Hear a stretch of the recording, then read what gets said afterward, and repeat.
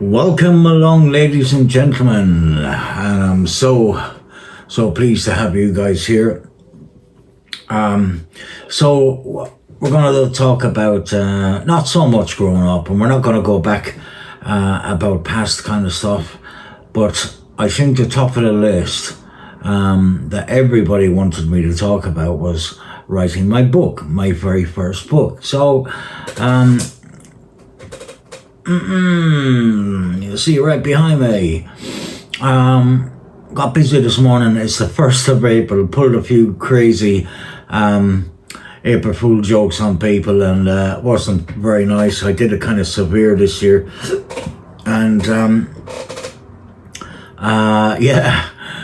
didn't get too many people liking the kind of jokes I pulled.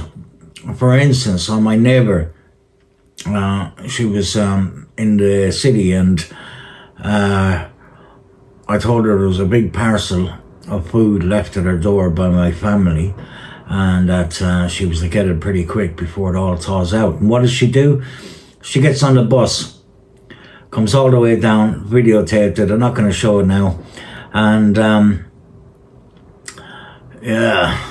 wasn't very nice, James, but I'll tell you what, it was great fun, guys. So you know, have you ever thought of a book? Have you ever thought about writing your own little story? Talking about things that you loved, that were very special to you in your past, and kind of saying to yourself, well, if I do write a book, what's it going to be about? Is it going to be about me, my family, expectations of what I was like when I was a child, or something like that? And I think it's very, very special. If you decide to do something like that, it takes a lot of thinking, you know. Will I sell one? Should I do a book that's going to be a novel, book, biography, whatever it is? Should I do something that I think people would like to read? Should I get it distributed? And things like that. And all them things come to mind. If you see the guitars in the background, we had a little studio session today with a friend of mine. And so it was quite cool. I haven't cleaned up this place yet, but I'm about to. It's 3:30 on the 1st of April, 2024, going on 25 to... if you notice today, everything is Tommy Hilfiger today, which is almost every day. Ring, no, that's standard ring, my ring. But the watch is very special. But I'm not showing it off. It's just if you do see it. What's it like to want to write a book? Now, we all know, without being rude, we all know that everybody comes up to somebody and says, I want to write my book, or I want to write my story, I want to do it, but they never do, right? Most people don't. And I would encourage anybody that feels anything over 100 pages, they can type it down and make it kind of interesting, release it, you know? Now, I was very lucky because my idea, when I wrote my book, which is called From the Outside In, and I wrote it about the house I grew up in Castlecomer, and what it was like to look from the inside, which I couldn't get into because we were out of there. But what it was like to look from the inside out, looking at me, looking in. And I thought that was quite very interesting, you know. And I just thought, wow, maybe I should dedicate this to my mum.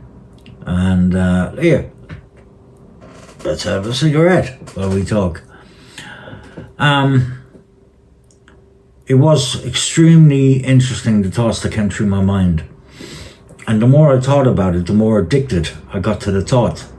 And when I came home to live in Ireland was when I decided to do it. And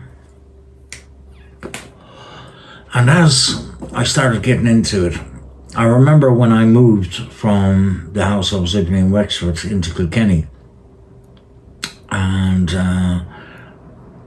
my fucking computer got pretty damaged, and I had to start all over again. So I started it in around 2015, partied 2015, 16, 17, 18, partied, did a bit, and once I went into it, I actually got addicted to typing. And I didn't read that many books, so I wasn't trying to be anybody special. You know, I wasn't trying to take off anybody. There was nobody to take off. The only person I could think about was me. But as I was typing, I think Charles Dickens sort of came out of me. I love Oliver Twist, David Copperfield, Great Expectations.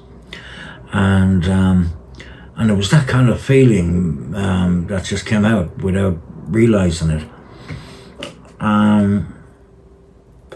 Now, if you look in the little space up there, you'll see I'm changing some of the pictures there, and that will show you what it was like for my advertising. So the most important thing is when you're finished your book and what it's about, what do you want to portray on the cover?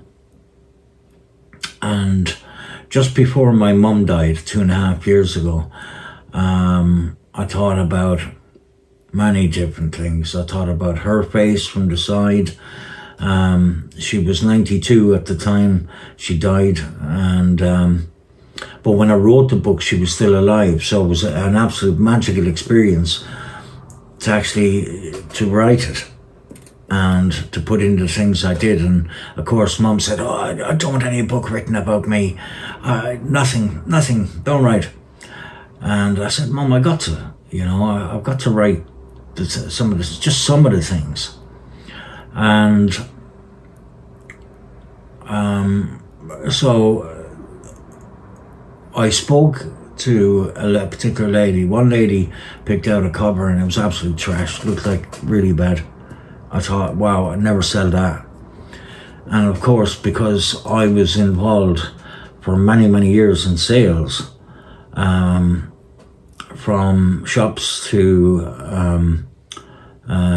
direct sales in call centres, and then Fleet Street and Bishopsgate, selling stocks and shares and getting on the phones for them. So I kind of really had this idea that I'm going to push through. And I thought about, me and this girl thought about, well, let's have little writing on the background, right? As if they were in Mum's words as well as mine. And really enjoyed it, really absolutely enjoyed it. And I thought, maybe as well as I'm selling, I'll speak for people that realise that they finally realise that they're never going to sell a book, but the idea of it will be something extremely special for them. And so for people that were going to read the book, I was selling it at the time for $12.99 in shops. And when the release date came out, and it just flew. I had no idea that this was going to sell. I thought in my own self that if I sell one, I'll be lucky. And I was kind of suffering because I had my open heart surgery about 2-3 years before I decided to sell it and finish the book.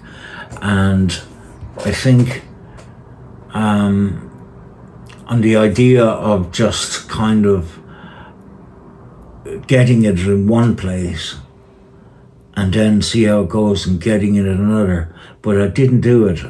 Once I knew one place was up for it, I went to all these places around my city, only around my city, and I developed a website with a guy, and the power of the website was extraordinary to have the website, and if people don't have the money, give them a little card or something. I got a lot of these printed up, which was a bookmark. So that's the bookmark. That's me, my twin sister, and my mother, right? And I think that's quite beautiful, and you know, that says it all about myself. So really, to add that kind of feature, people were saying, oh, you're after doing a book with a bookmark at an extremely good price. And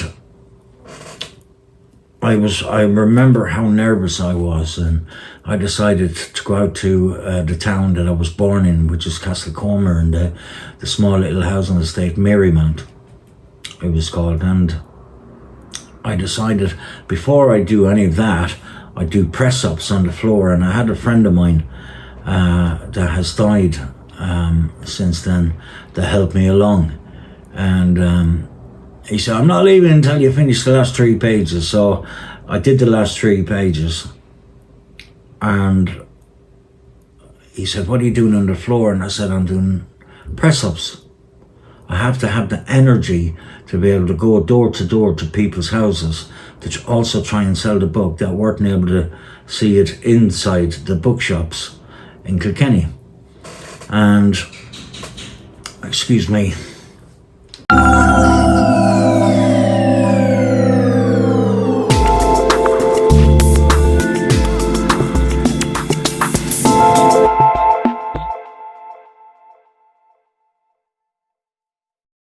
do it right, or get it done right. Okay, these are heading for the bin soon. I got so many headphones. Testing 1, 2, 3. Yes, sir.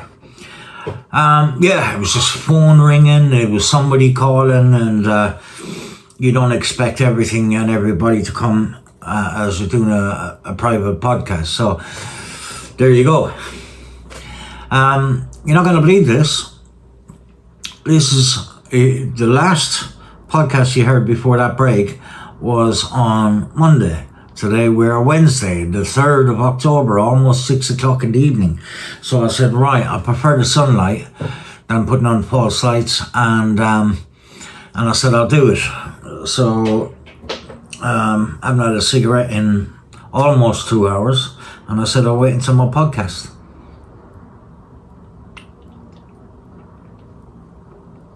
Cheers, everybody. So, yeah, so I'm on about my book, which is very important to me. Now, you can see 3 of the books there and one on top of my case, but that's my drone case, and the other is a professional camera case. And I have a different ring on today because we're a different day, right? Watch is still the same. Let's get on with it, because I'll never get this bloody podcast on. My life is extremely busy at times. Lots and lots and lots of things happening. And I like it that way. But let me just turn this around. Sorry. Absolutely. This way. Just turn it around like that. That's it. So very, very gently, so we don't make a lot of noise. It's a splendid mic. I was on about my book and distribution. It was just really amazing. When my friend was alive, I was doing press-ups inside. The 2 of us were. He was great, I was crap, because I put on an awful lot of weight. And you know, when you have a lot of illnesses and you're taking tablets, then you're going to put on a bit of weight.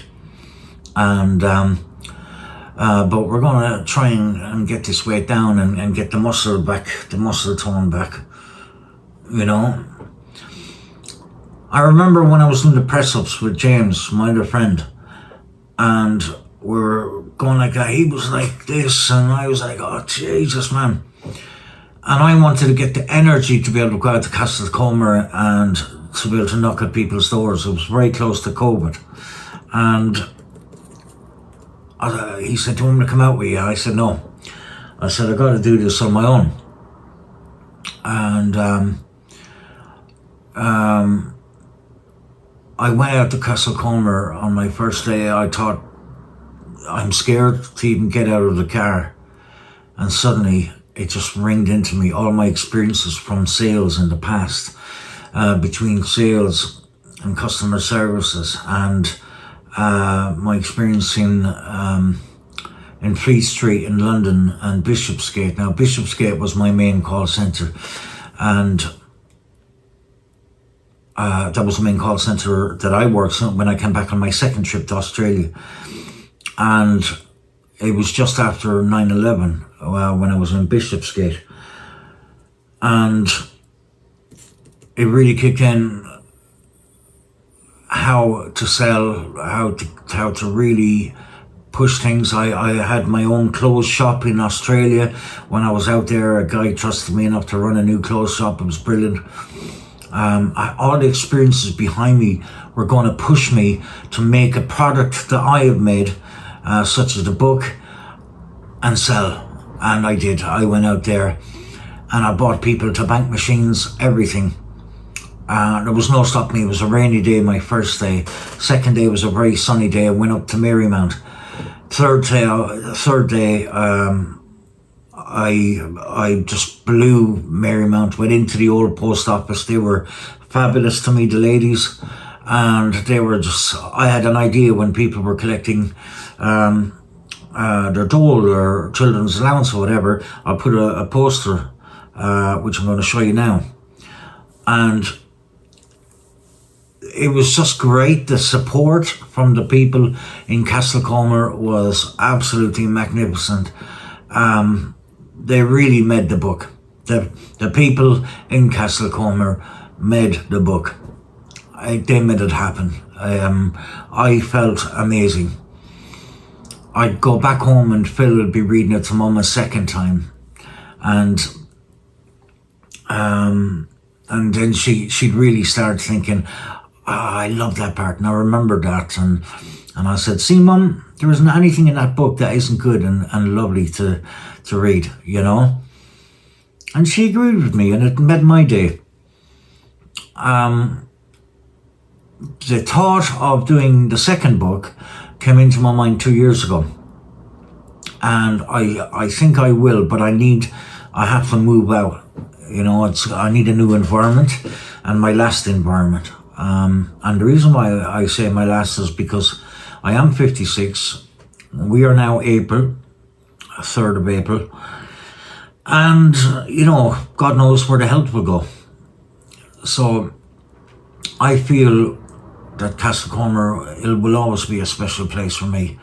I have the memories of a young boy that you can't explain, even though you write it. You need a special way of writing to be able to explain how you feel about the town you grew up in, about the mum you had, and the experiences and the stories. And, you know, that's a real Castlecomer person. I've never been anything less than a Castlecomer boy, right? And that's how I will be. So, I remember I was on the BBC about 15 years ago, and I had a good long hours interview, and a guy rung up from Limerick, and he said, Jim, he said, what the fucking hell are you? He said, are you English, Irish, Kilkenny, or Castlecomer? And I said, mate, have you been listening? It was a live talk. And I said, I am Castlecomer first, Kilkenny second, Irish third, and then I thank God that half my family are English and I relate to being English. And I'm a West Ham hooligan. No, I'm a West Ham supporter. But don't forget, we're going to be talking about West Ham as well. My mother now would have given me a good slap for that, for joking like that. So, but yes, how do you focus on writing? Focus when you start writing and you think, oh God, oh no. And suddenly it's maybe 2 o'clock in the morning, everything is quiet, you have a little candle, good atmosphere. built up, and suddenly you're enjoying it, and your memories come back. And I used to have my vodka and Red Bull with ice, and suddenly you've done one page and you think, oh my God, look at that, I've done a page, been here 3 hours. The next morning you think, or the next day you think, I'm going to do another page, or half a page at least, but I'll try a page. And it comes off the top of your head. And sometimes you might take a break and listen to the Carpenters. That's what I used to do. I used to find the Carpenters' music and listen to them, and it brought as if I was in the room where I was born. And that really helps, to listen to some music that you heard when you were a child. And the first band that I was ever into was the Carpenters. So I used to think when I was a kid that Karen Carpenter had the voice of an angel, and it was great. So, when you're going to write something, you either have the stomach for it or you don't. And if you don't, just fucking pack it in and continue playing golf or whatever you want to do. If you want to write a book and you say you're going to do it, get onto it. Pay whatever you need to pay for it to get all your Office 365 on your computer and everything. Anything that will help you. And before you start using Word and Word Perfect and that, get to know how to use it. Get to understand it, right? You don't need to go onto a college course or a book writer's course for anything you want to write, right? The words come out. The words will come out. It's like most of my customers, shall I say, that bought the book, say your words were from the heart, and they were directly from the heart. So it looks like that I was actually able to portray my messages from my heart into someone else's heart. And I'm very, very, very proud of that. And I'm proud because I had the right subject. My subject was a beautiful mother, a wonderful lady. That was my mum, that took care of us. We had no father when I was born, and my sister. And that's my other subject. My wonderful sister was like a beautiful porcelain doll. And it's funny because I remember now thinking, which I didn't write in a book, there was, I think, 2 sets of twins in Castlecomer at that time. And let's say now we're about 1969 to 70. We would have been 3 years old. And then from there on in, people from the town would want to come up and see the twins. Oh, can we take a look at the twins? And I don't know what they expected, I mean, we weren't totally identical. Flamina was a beautiful little girl, and I was a dandy little boy. And another thing which makes doing the book wonderful was that I got in touch with the Laura Ingalls Wilder group in America, and they wrote back to me and sent me a bunch of flowers when they read the book. And because I mentioned one of my influences was Laura Ingalls Wilder. Now, Laura Ingalls Wilder was a lady that wrote on tablet,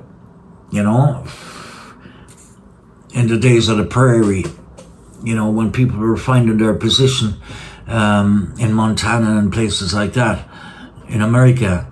And nobody wanted to buy her story, Little House on the Prairie. It was actually called, I believe, Little House in the Big Woods. And eventually she got, that's my computer here, just come on. Eventually she got accepted. Big deal. Broke through.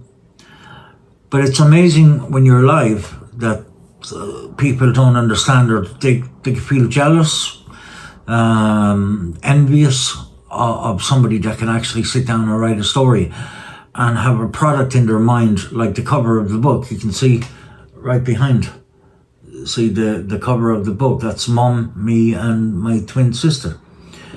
And there was others in our family, but everybody else went off to work while we were growing up. So we had a childhood that my other brothers and sister didn't have. We had an exceptional childhood, and the money that came, that was sent over from Thomas and Michael and Noel, was used to educate us, to feed us on the table, for the food. It's very important. And out of poverty, we were extremely blessed as young children, me and Phil and I. And I still have a story to tell. There's another story and another side to different things as well, which is why I'm thinking about releasing the second part and possibly a third. But we'll look into that, and time will tell. So, for anybody out there that wants to write a book, doesn't matter. Doesn't matter if your book is about your criminality, your life before things went wrong for you, or bad things happened in your life.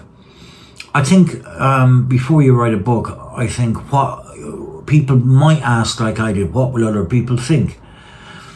Is it too dandy or whatever?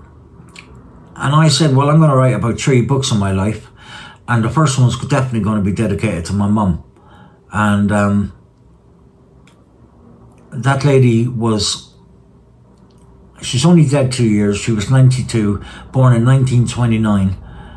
And she never talked to us about the bad things that happened in her world.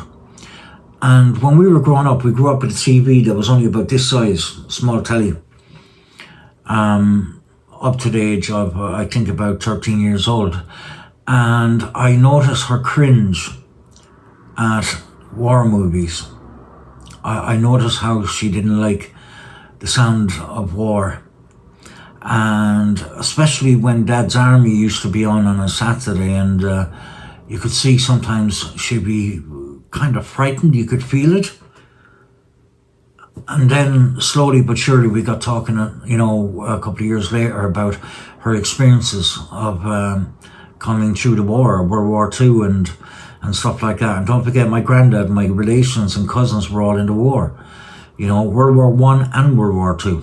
That's another story, and we'll definitely talk about that. When I call my title The Jimmy Saunders Experience, the experience I have also comes from people I meet that are extremely historical, and Mum was definitely one of them. I remember going into Castlecomer post office with Mum to collect her pension, and I used to see a sign, the army wants you, with an army hat guy, and which was for people that's been there around the time in World War II. It's been there since, and that was amazing. It's something that never left me. And the historical side of being with Mum as well is I was pretending to be ill in the book. I talk about that, and I didn't want to go to school because, we used to get lashes in school. And so that's spoken about in the book. And I mean lashes from the teacher. Sometimes 3 of the best, sometimes 6 of the best. And a lot of people came up to me in Castlecomer and they said, Jesus Christ, Jimmy. And we never thought anybody'd mention it, but you did, and of course I did.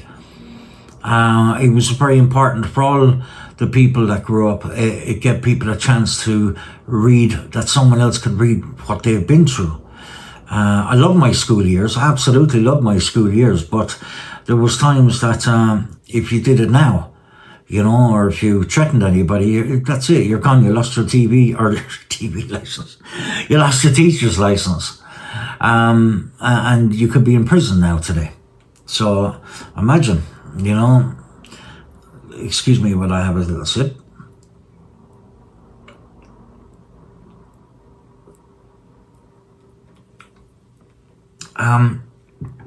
But I went up to Dr. McAneen's. I'm going to have one more cigarette.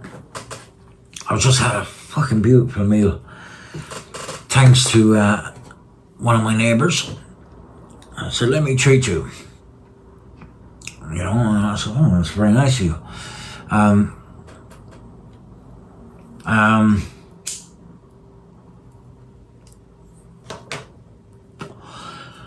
It was a great pleasure talking about when I dropped. I used to go, Mum would be there sewing for people. So she'd be doing her dressmaking. And I'd beg, could I come down and watch TV, you know, the Waltons or something like that. And I was about 8 or 9 years of age. Mum was very strict with getting us to bed early for school in the morning, and clothes would have to be all laid out and all this. And I remember I knocked at the door and Mum was there sewing away. Mum, I have a terrible tummy ache, Mum. No, you're not staying home from school. Mum, I can't do it. I'm really sore. Oh God, it was comical what I did. So she said I could watch the last of the Waltons that was on. And during the Waltons, Mum would be behind me there, of course, looking at me, and she'd be able to sew and look at me. And I'd be like this. Mum, me tummy ache, Mum, I need to be at the doctor's. Comical. Oh God, I wish somebody could do a series on something like that for me, you know.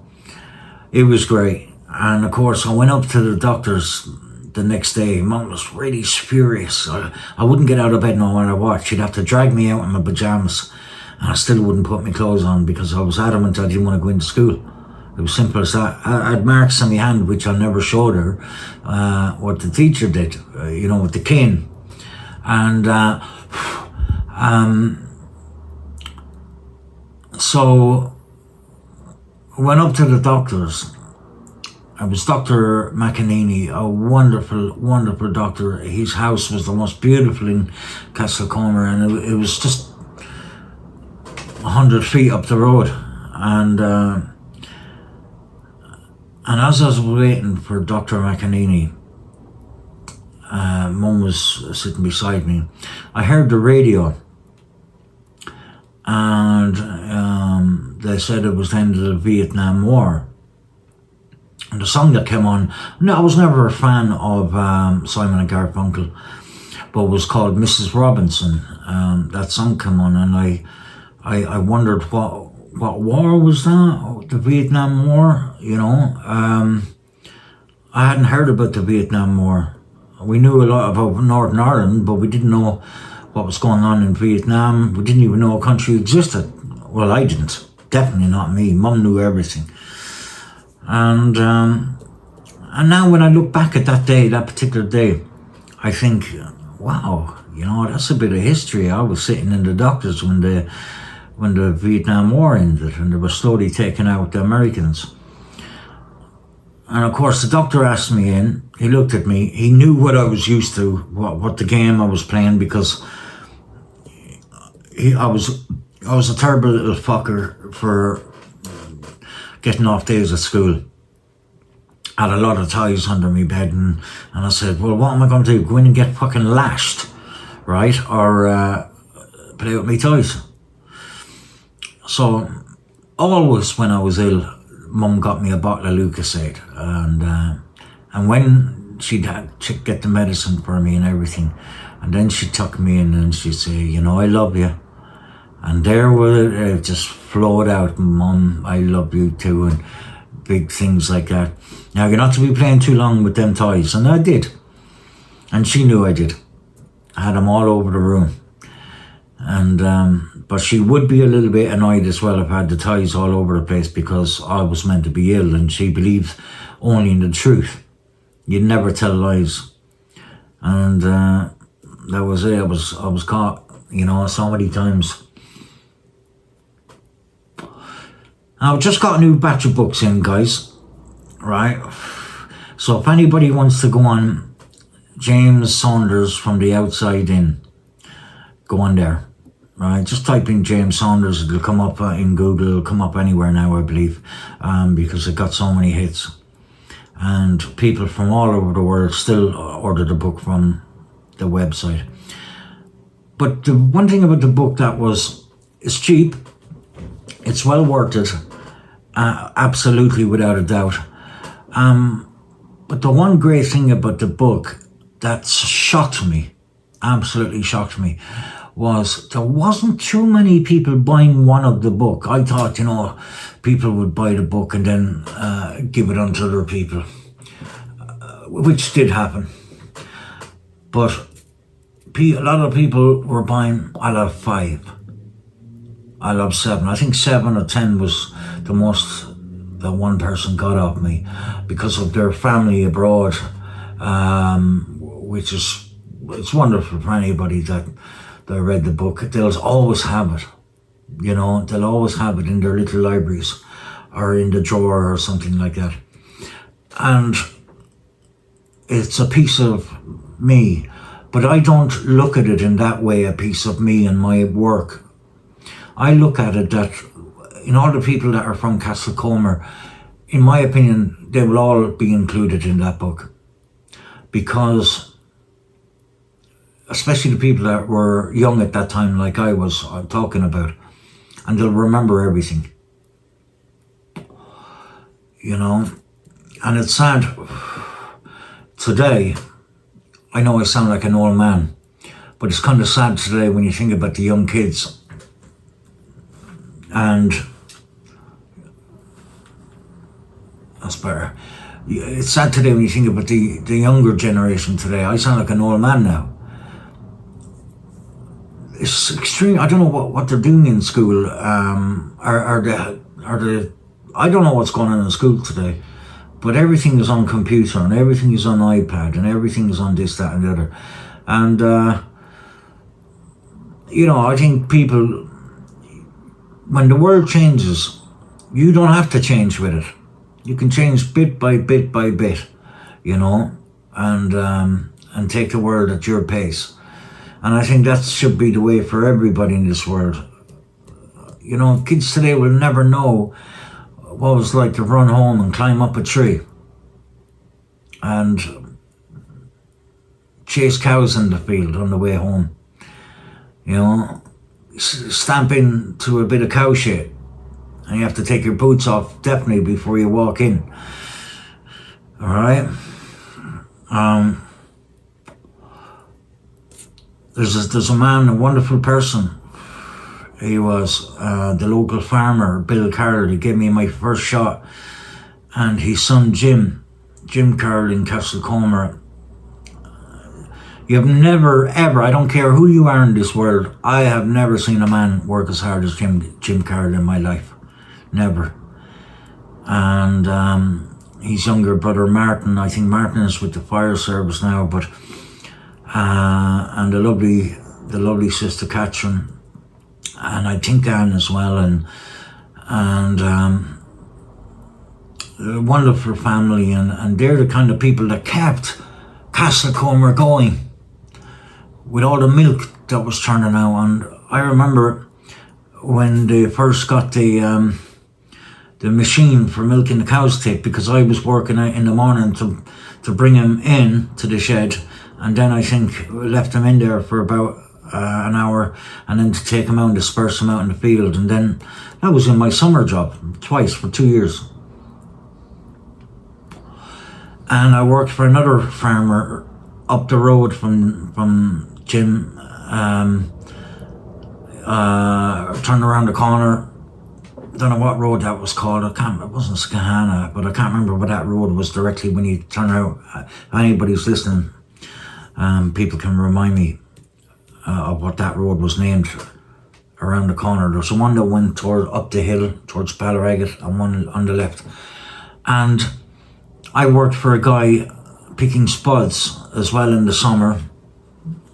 And what you used to get paid was you got paid a load of cabbage and potatoes. All right, so I worked from 8 o'clock in the morning until 4 in the evening. And I only was about 50 cents, 50p, and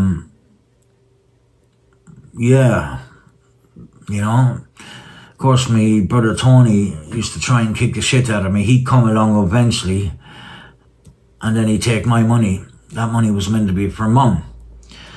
But a lot of times he didn't get away with it because the farmer wouldn't have him back. And the farmer then let me drive the tractor. So I was doing ploughing. I was only 9 or 10. I used to stick my chest out so he'd let me drive the tractor to make out that I was much bigger and stronger. But we did an awful lot of work. And then going up then at lunchtime, you wouldn't even know the time. And he'd take up, and the wife would have carrots, parsnip, cabbage, big load of spuds. And I used to think, poor mum. Poor mum used to miss out. She used to tell us, oh, I have loads. I used to say, Mum, where's your dinner? And poor mum would say, look, I'll eat mine when you're all done from the table. Of course, she wouldn't have any. There are times I'll never forget. And when I was a kid, I never didn't think of how she was going to eat. So I bought whatever money I made, went back into mum to be able to feed us. And that's just the way it was. We saw tough times, but at the same time they were magical. And I think that I am blessed to be able to talk about it today. Guys, we're running out of time, right? Because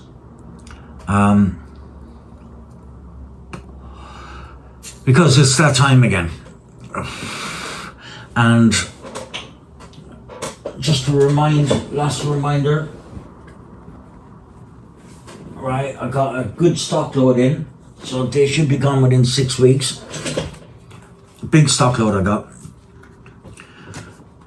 James Saunders, myself, right, that's the book, From the Outside In. I've only got about 20 of these left, right, and that's the bookmark. So the bookmark is, I didn't order bookmarks. I forgot to order my bookmarks, but I got about 10 or 20 of them left. So that's the bookmark, right? So just go on the website, guys. They're all sold out in the shops, and people are going kind of crazy at me at the moment because I get stopped a lot. Why isn't your book back in the shops? I make double the money, right, than the shops. The shops is great. The shops will take them in any time. But just order from the website because I need money to be able to pay for the books and to buy a new watch and a new ring. And but anybody that's got it and read it, I believe they enjoyed it, and that's the most important thing. And that's one of my successes with the Jimmy Saunders experience. Right, now you won't get Joe Rogan or anybody else saying, I made this, I did this, whatever. This is a product out of many I'm going to be showing you guys, and of my experiences in life and what I've done. So I think the next time we're going to talk about music, right? And we're going to talk about growing up with music. The first part one of that will be about just me playing the guitar in bands and the experiences that were going on at the time, which was, I was about 17, 18, 19, 20. And, there were very good times, very weird times, and a great gas.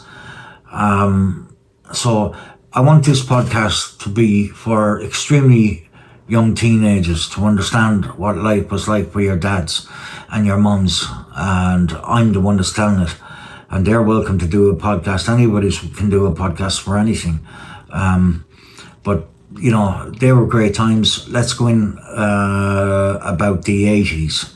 We'll talk about the 80s on my next podcast, okay? And I'm sure everybody is gonna get into it. So remember, James Saunders, From the Outside In. That's it. That's the book. God bless you all, and we'll speak in about a week all about the 80s, and we'll have a good time.